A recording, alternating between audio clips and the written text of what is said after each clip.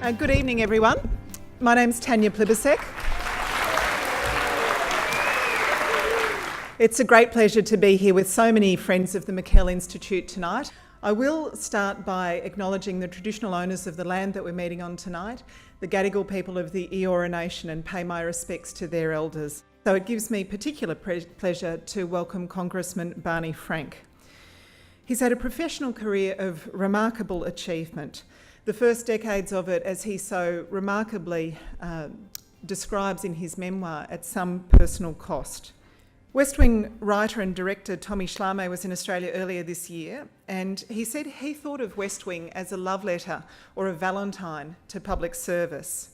He might have been thinking of Barney Frank, who used his power as a legislator to do the thoughtful, patient, demanding work that real change requires.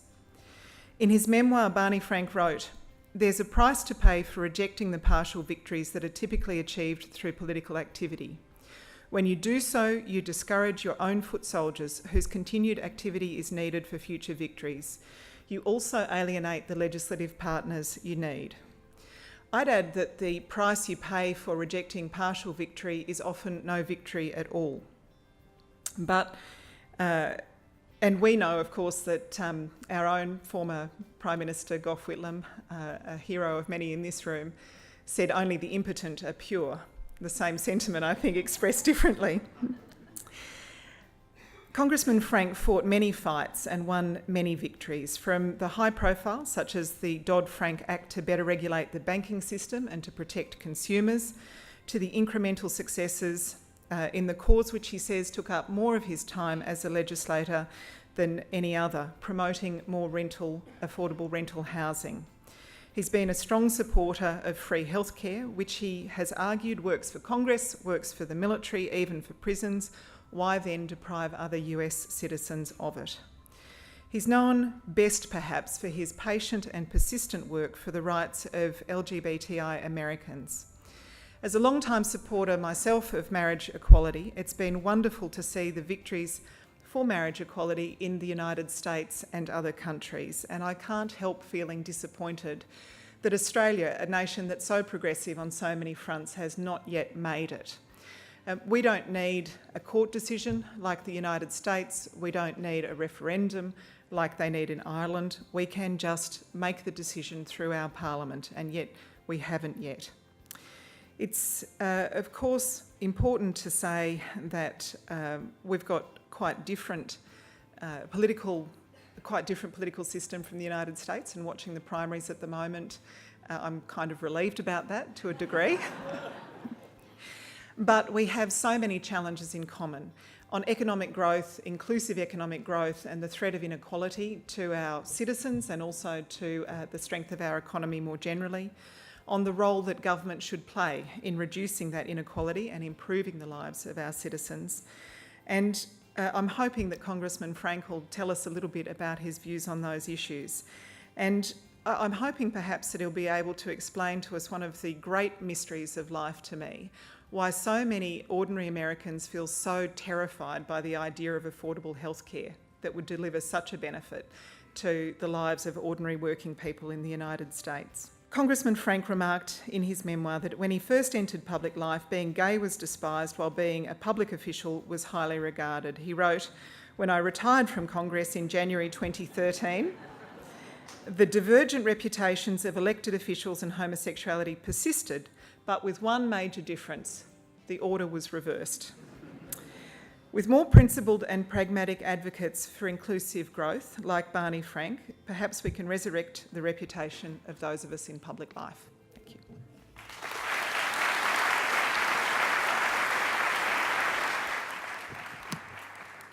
Good evening. My name's Mark Moria. I'm the new Secretary of Unions New South Wales. When the McKell Institute came to us and said that Congressman Barney Frank was coming out, we leapt at the opportunity to assist in the funding for this event tonight. At a time of growing inequality and wealth concentration in our country, but also in the US, it is important that we have speakers such as Congressman Frank out to Australia to articulate what happens if we continue to go down this path. I know the next 3 to 4 years are crucial for the union movement in Australia. It is a time when organised labour must change and must face the challenges before us. But we can't do that by just chanting slogans. We have to take up the intellectual fight as well. We have to diversify our thinking. Organised labour has dropped the ball on intellectual thinking over recent years. It is a challenge for us to now start refocusing on those arguments to convince people if the movement is going to grow.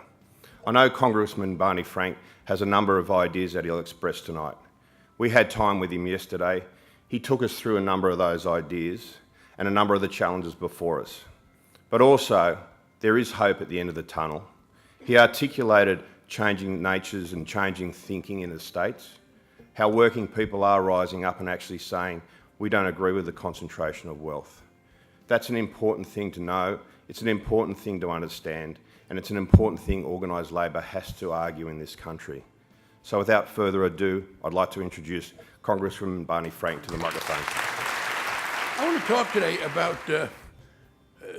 one of the big problems those of us who are trying to make progressive change in politics encounter, which is the vicious cycle where you have conditions that prevent you from achieving a goal, and the failure to achieve the goal then generates sentiments among the public that reinforces the conditions.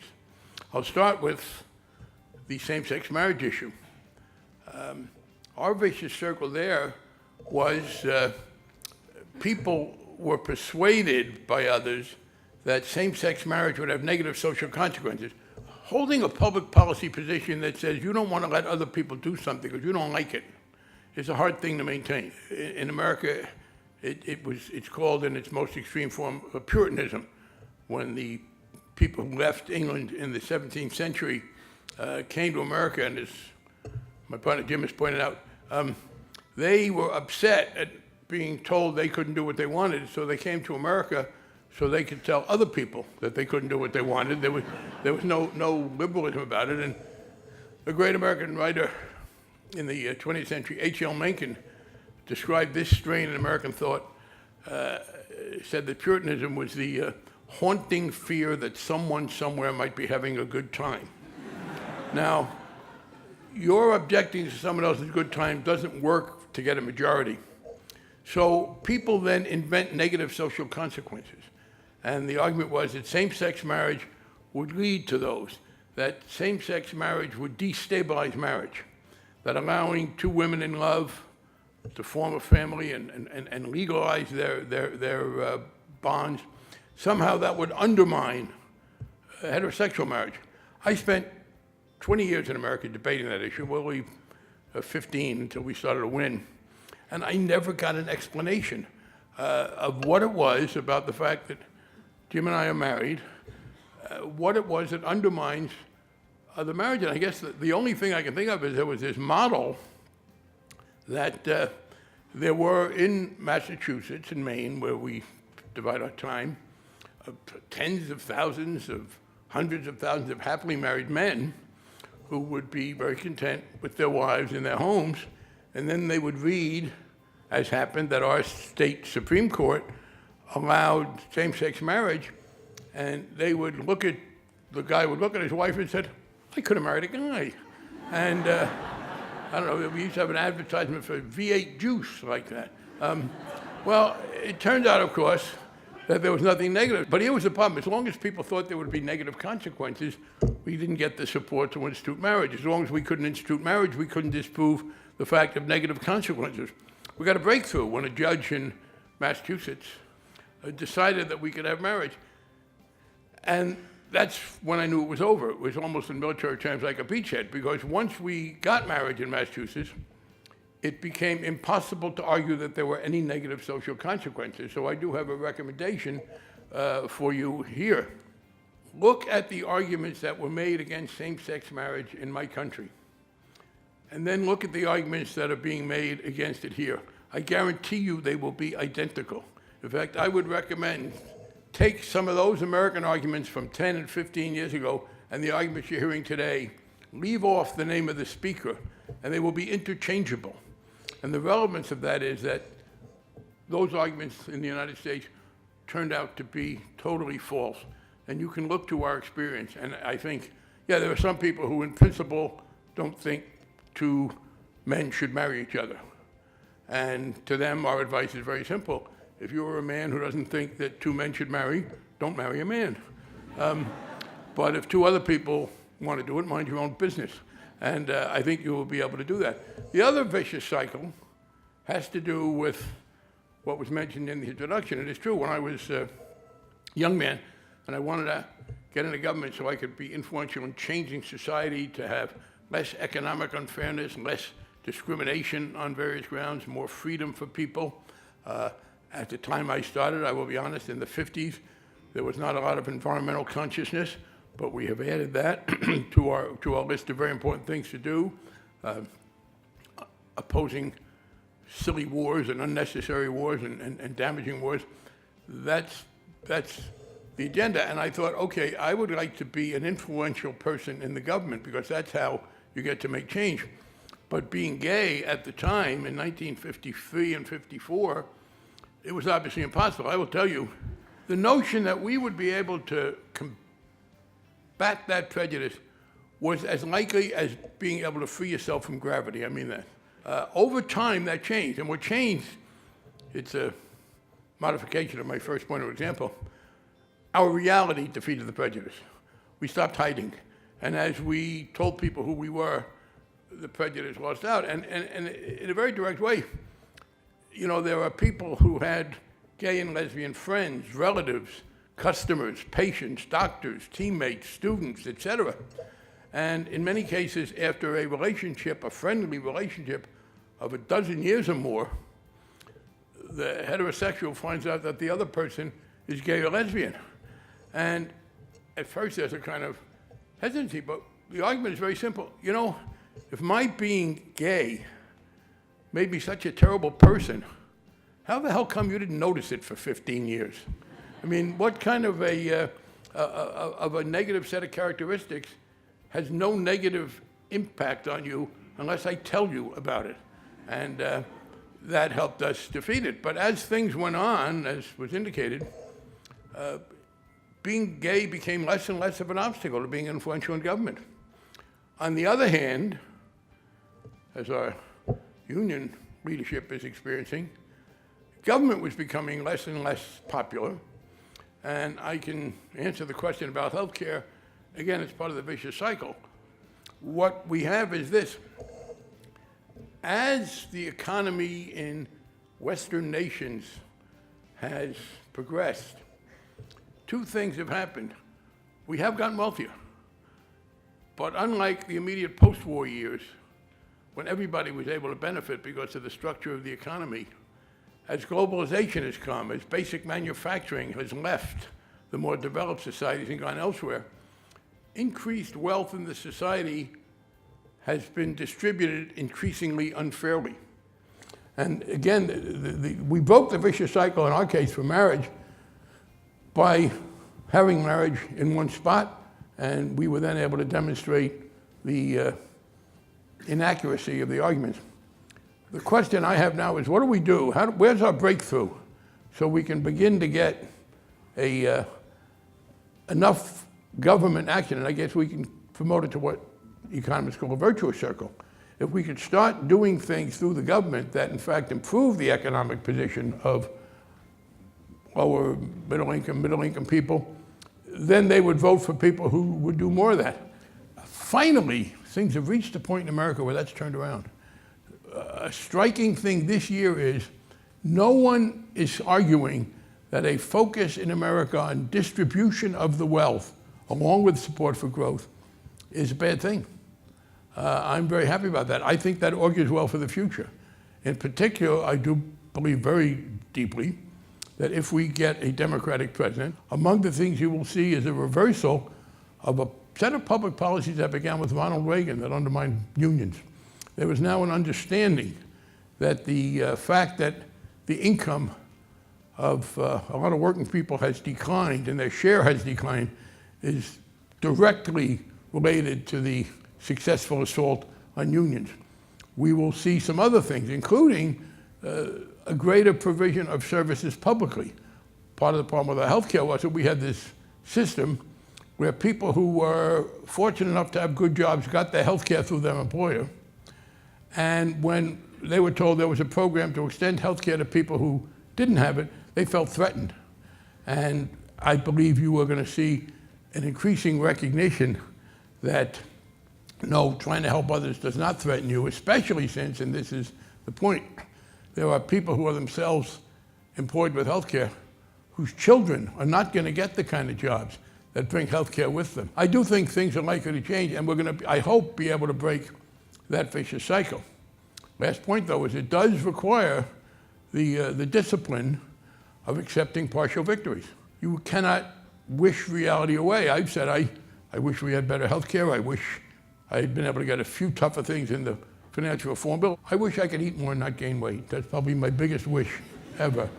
But when I start ignoring the constraints on my wishes, it doesn't go so good. And that's the challenge of those of us who want to see progressive change. How do we turn around this negative attitude towards government by instituting programs that are both good in themselves and help dispel the anti-government attitude, but do it with a recognition that we are in this difficult situation, and getting from where we are to better is going to be hard.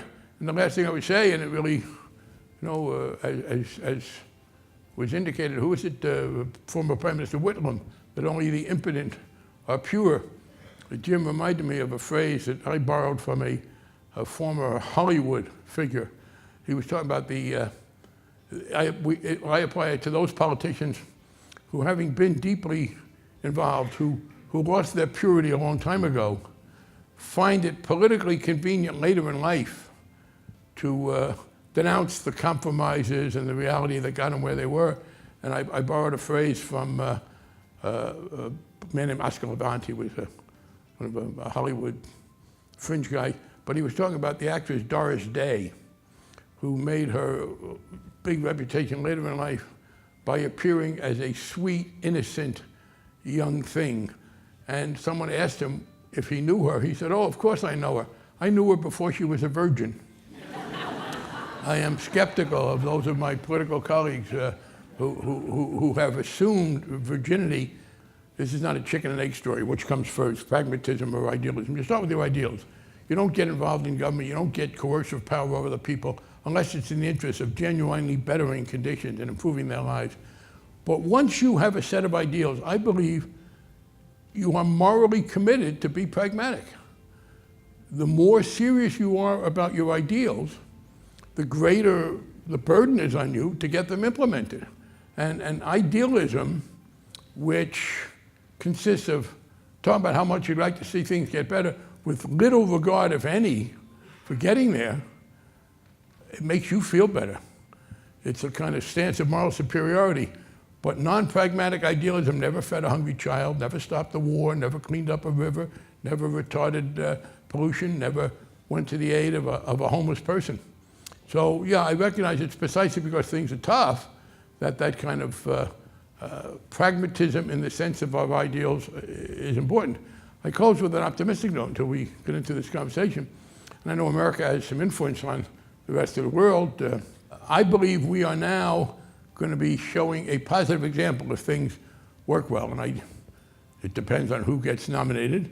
I would reassure people here, and nobody's guessed this one right all along, but if either Donald Trump or Ted Cruz is a Republican nominee and runs against Hillary Clinton, we will win by a very big margin. And we will not only win by a big margin, but it will force the responsible elements in the Republican Party to come out of hiding and to confront this very angry right-wing group that they have, in fact, enabled and then backed away from. And I believe you could see, beginning next year, an America which seriously deals with the issue of how, in a globalized economy, you make sure that growth is shared more fairly than it has been, not only achieving the goals of restoring people's belief in government and making their lives better, but also shattering the myth that somehow, to the extent that you worry about fairness, you are retarding growth. I am hopeful if I'm invited back a couple years from now, I'll be able to take some credit for that. Thank you. Can I start off with where you left off with the race? And it seems on the Republican side there's almost this fetishism that's taken hold with Ronald Reagan. You worked with Ronald Reagan. How did the current crop measure up? Well, it's interesting. One, Reagan's image has been somewhat sanitized. There's a very interesting review in today's financial, what's it called, the paper, the financial? Review. Yeah. It's a review of a book about people who started out on the left in America and moved to the right, one of whom is Reagan, and it does quote Reagan in 1965 as predicting that the institution of Medicare would destroy American freedom. But once he became president, he was more realistic. If you had a candidate for president today on the Republican side advocating the policies Ronald Reagan put forward, he would be dismissed. Reagan had a deal with the former Speaker of our House. He and O'Neill made a deal to raise taxes to protect Social Security. He supported a bill that I'd worked on that gave legal status to millions of people who had immigrated, who were in the country illegally. The extremism of the current group is just far beyond where Reagan would have been. I mean, it's taken for granted they've repudiated both Presidents Bush and President Eisenhower. I mean, the signature achievement of President Dwight Eisenhower, a great war hero, was the institution of a program to build highways in America, the interstate highway system. The current Republicans don't believe in that. They think each state should be allowed to build its own highways, literally sort of disuniting America. And even in Supreme Court appointments, the swing man until the death of Scalia, the one of the 9 people until Scalia died, 8 of them almost always voted as you would expect from the party of the president who appointed him. The exception was Kennedy, who was a Reagan appointee, and another Reagan appointee who was much more moderate was Sandra Day O'Connor. So the Republican Party has moved considerably to the right. So they keep Reagan's image up on the desk, but they don't follow what he said. Fast forward 12 years from when you were first elected, and you were backing then Governor Clinton for the presidency.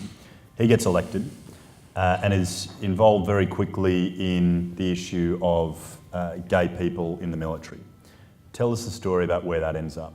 I tried to join an Army program that said you would be in for 6 months, and then that was a way to deal with what was then a draft obligation. It turned out after I signed up, they couldn't accept me. But as I filled out the application, one of the things I did was to lie when it asked if I was a homosexual or not. And I lied because I wanted to get in the Army and get this over with. And I didn't want to, I mean, one way to get out would have been to admit it, and I didn't want to do that. So I was eager to get rid of it, but once again, in 1960, I'll go back to what I said before, the notion that we could change any anti-gay policy did not exist. Things changed in America very rapidly in 1969 with the riots at a bar in New York City called Stonewall. And what had happened was the gay and lesbian people began to want our rights. And it turned out that was the right time to do it because this was in the midst of the women's movement. It was after Martin Luther King. Other movements had laid the groundwork for us to argue that discriminating against people based on some characteristic they had that was nobody else's problem was wrong. But as the 80s went through and we were making more progress on fighting against homophobia, I began to think that if we got a Democratic president, we might be able to get him to change, among other things, this ban on gays in the military. Fast forward to 2006, when it looked as if the Democrats could win the House and the Senate, and by that time, there was a strong pro-gay movement. A very conservative Republican incumbent from Indiana, challenged by a Democrat, appealed to his constituents not to vote for his opponent because he said, if so-and-so wins, he will make Nancy Pelosi the Speaker of the House. And if Nancy Pelosi becomes the Speaker of the House, she will allow Barney Frank to enact the radical homosexual agenda. And I have to confess that I don't have one. I know people are expecting something from me, but I don't have a radical homosexual agenda. It is true that I want gay people to be able to serve in the military, get a job, and get married.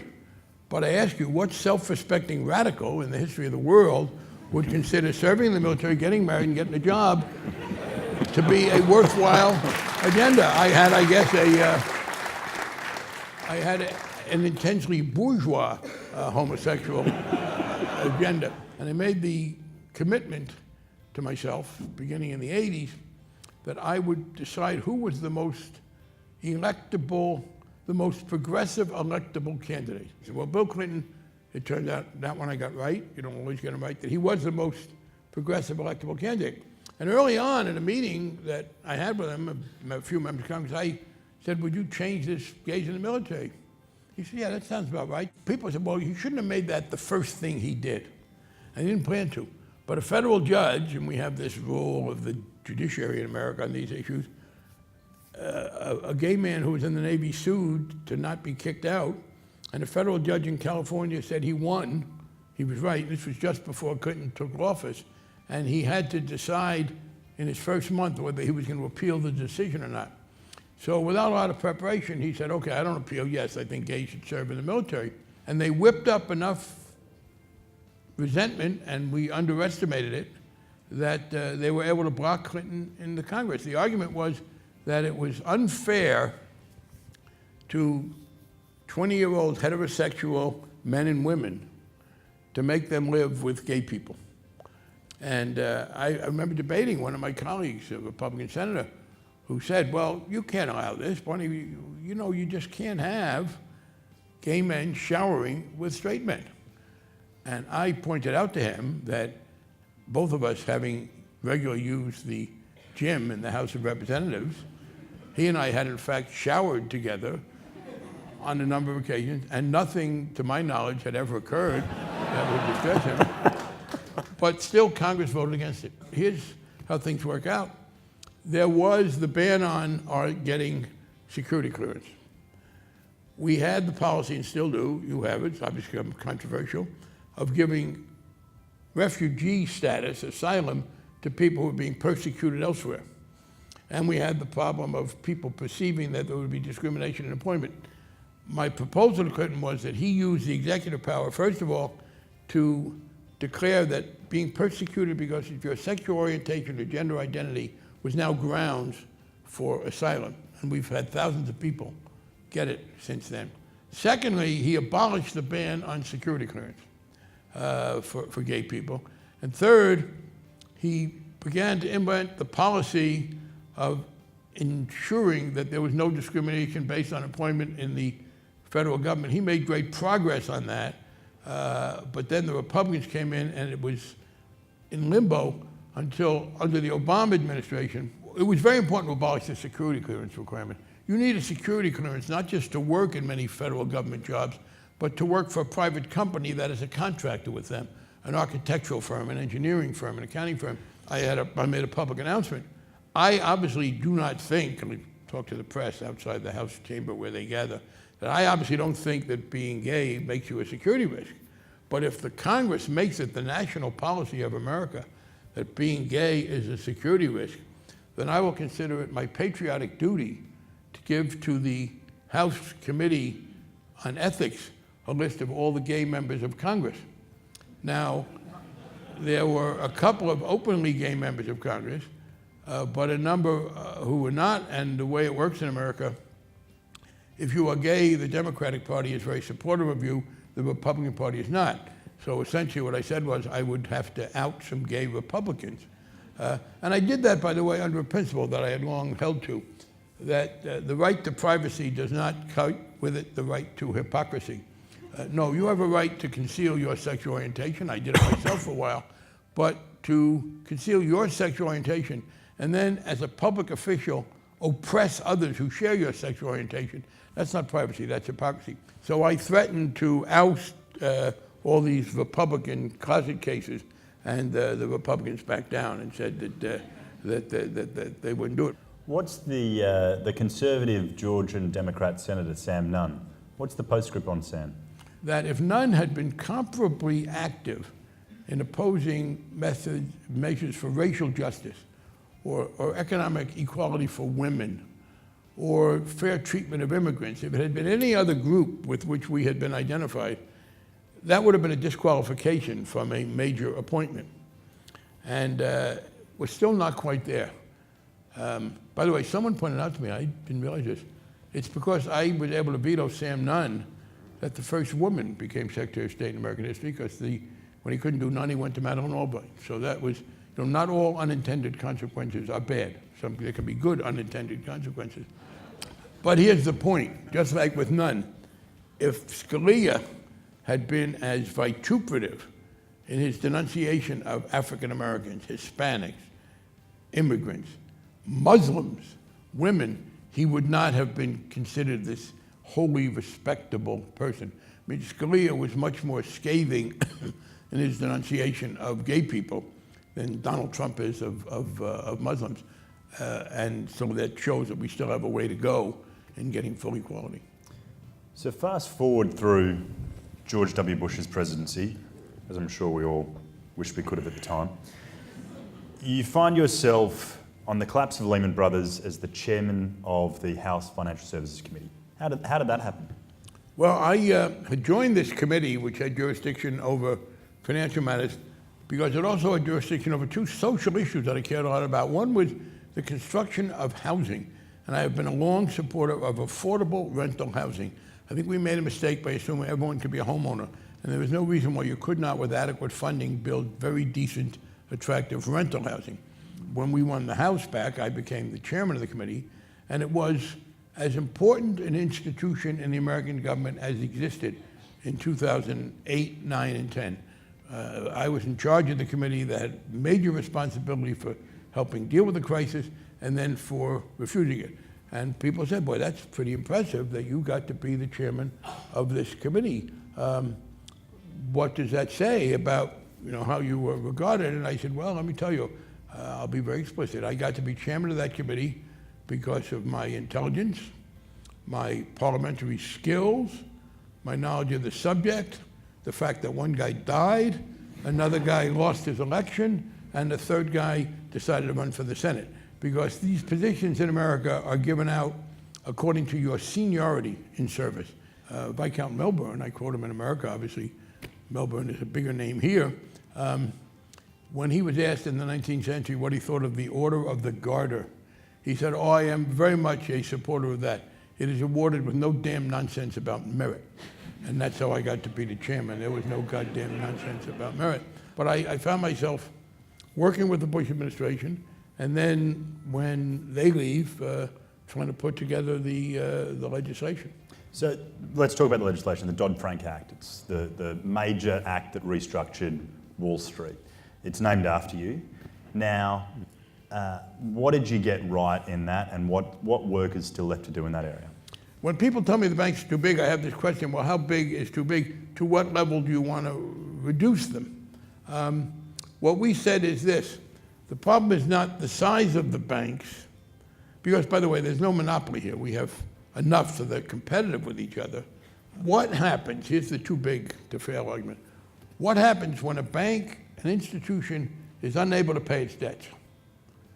And its failure to pay its debts then reverberates through the economy, because Bank A can't pay B, C, D, and E, and B can't pay F, G, K, I mean, just it reverberates.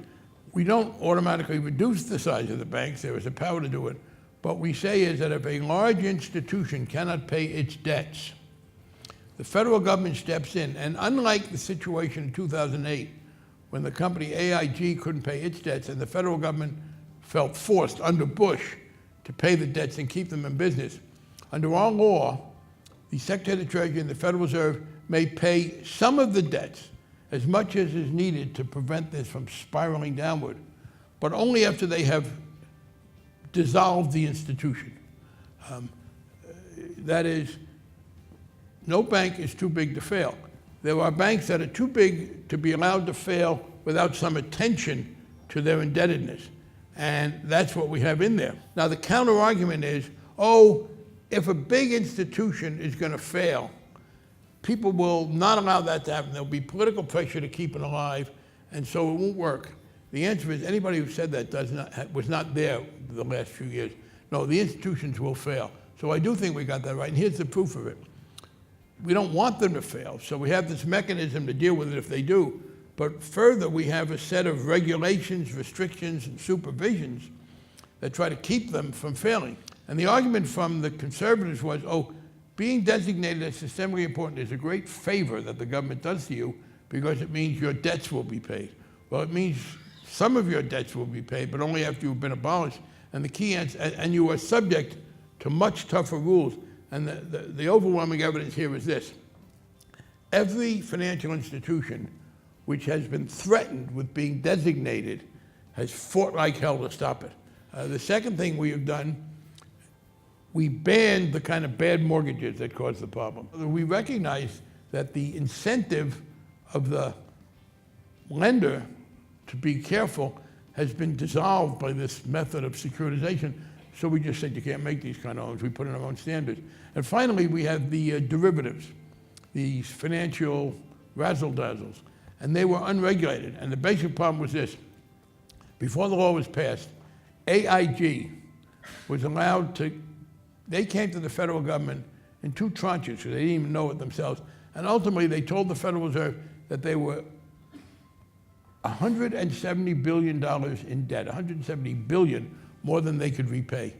And the federal government had to step in, because if they had failed to pay $170 billion, you really would have had the world grind to a halt. So we now have new rules that don't allow that to happen. So I believe it's working well. We haven't had the test yet of what will happen if a bank fails. I think it will work. What do you make of the Democratic race at the moment?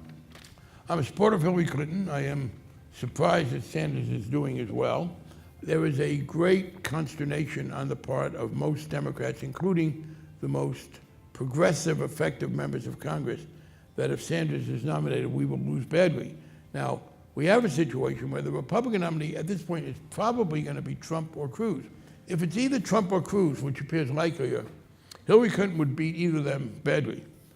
If Sanders were to run against Trump or Cruz, you would then get Mike Bloomberg in there, and nobody knows what happens, but we have this great chance. I think Hillary Clinton will win, and I think, talked to a reporter back home about this today, I think Scalia's death enhances that. Basically, you have a number of the Sanders people who are saying, you know what, we want to gamble. Yes, he's less electable than Clinton, but he is so much more desirable. You know, and it's all a trade-off. We will take the risk of his not winning so that because frankly, if she wins, it's not important enough. And then Scalia dies. And the Supreme Court has been somewhat conservative dominated since the late 60s, when Lyndon Johnson made some strategic errors. And the death of Scalia means that our side has a chance to undo this conservative dominance. If the Republican wins, they will reinforce the conservative dominance. I think you are going to see an increase in recognition, including on people most active on the left, on people who care about LGBT issues and choice and the environment. But if Hillary Clinton were to falter, I don't think she would, then there might be somebody else. So I believe it's going to be Hillary Clinton. And if it's Hillary Clinton versus Trump or Cruz, then America gets back where we are. If it is Bernie Sanders, Donald Trump, and Michael Bloomberg, nobody has any idea what the hell is going to happen. That's a rather pessimistic note to finish on. Ladies and gentlemen, that's it for tonight. Can you please give Barney a final round of applause? Thank you.